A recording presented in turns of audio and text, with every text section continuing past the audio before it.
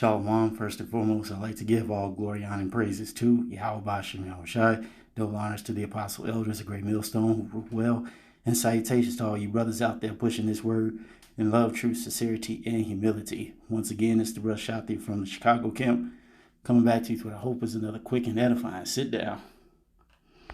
And I just thought this was an interesting video put on a World Star, and it's in response to a skit that Dave Chappelle did, and or should I say, one of his stand-up shows. And it says, "You could kill a nigga, but you better not hurt a gay person's feelings." Dave Chappelle talks about the baby and LGBT backlash controversy. So we're gonna let this play. I haven't seen it, but I'm sure it's interesting because Dave Chappelle, according to a lot of people's eyes, he's so-called controversial. So let's see what David has to say, and we'll get some scripture.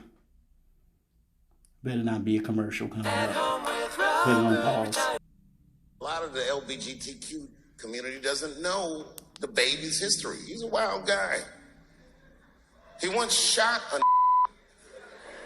and killed him in Walmart.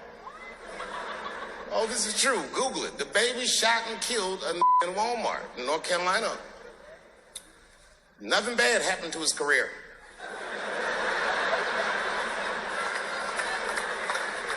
Do you see where I'm going with this?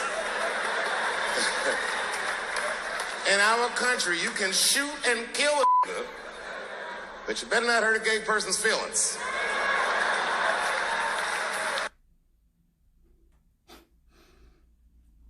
And that's very much true, because when it deals with Jake doing wicked stuff that people don't care about, like shooting each other, talking about blunts and cars and robbing and stealing,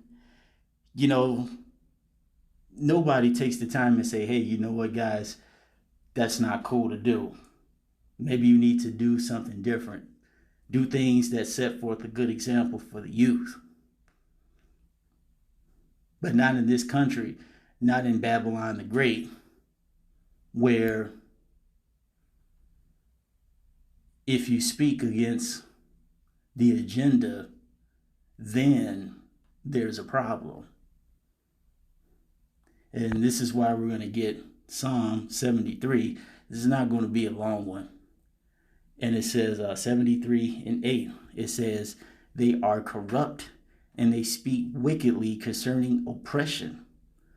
They speak loftily, because technically to speak out against the pink elephant agenda is righteous according to the scripture.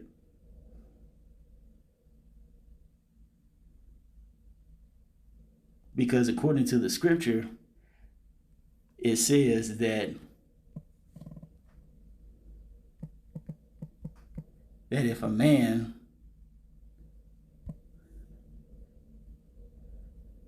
Leviticus 20:13, "If a man also lie with mankind as he lieth with a woman, both of them have committed an abomination. They shall surely be put to death. Their blood shall be upon them." So it's actually a righteous thing to speak out against this agenda.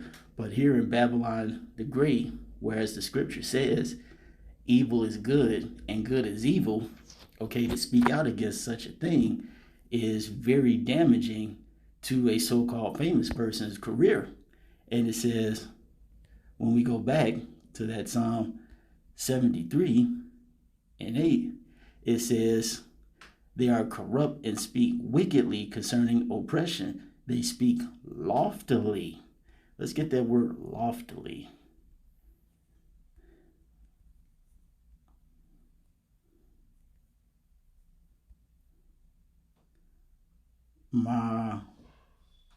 Maroam.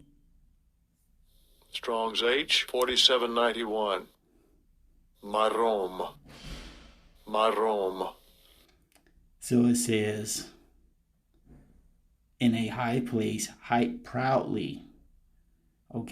Far above, haughty, height, loftily, upward. Root etymology. Let's go to that. Rawam. To rise up, be lofty, be exalted, to be lifted, rise, to raise or rear, to exalt oneself, magnify oneself. So yeah, it says they speak very highly and exalting of the pink elephant people and their agenda.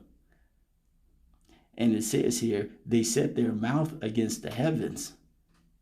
Right? Their mouths are completely contrary against the scripture.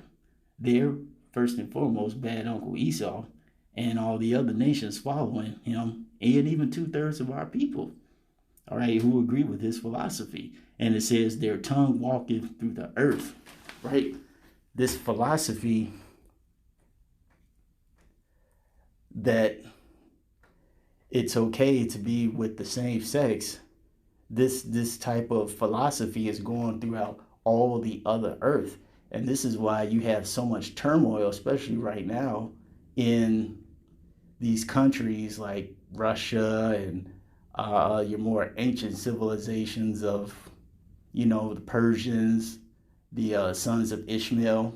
This is why they're having such a huge conflict over in their country, because, overall, they still have their women and men somewhat in order, but thanks to this influence of, the pink elephant agenda and how it's so highly promoted, okay, now you got these women in countries that you really didn't see that type of behavior before, just doing all manner of wickedness, as the scripture says, doing things that are unseemly, all right, burning in their lust and desires. And see, this is why, as the scripture says, the Lord has to come back.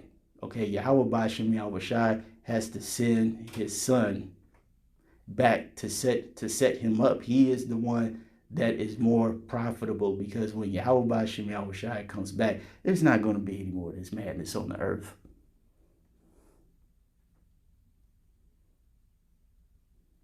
There's not going to be any more, oh my God, John, what do you think about Timmy? He looks so hot. No, hell no. It's not going to be any more of that madness.